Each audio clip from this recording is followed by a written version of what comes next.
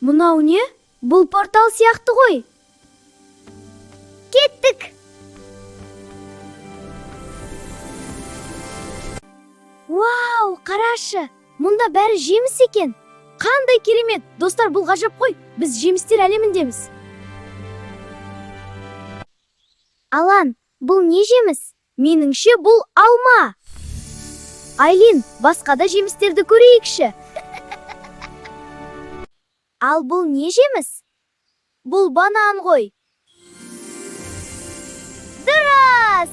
Алақай! Бұл не? Жүзім сияқты. Дұрыс, мәссаған!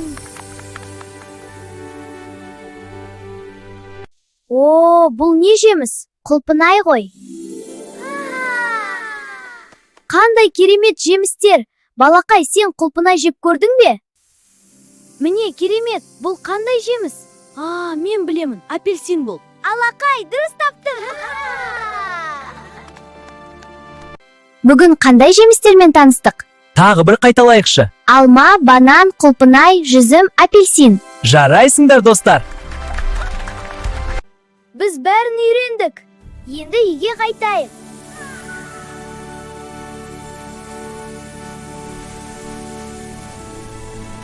Біз қайта келдік. Қандай қызық болды.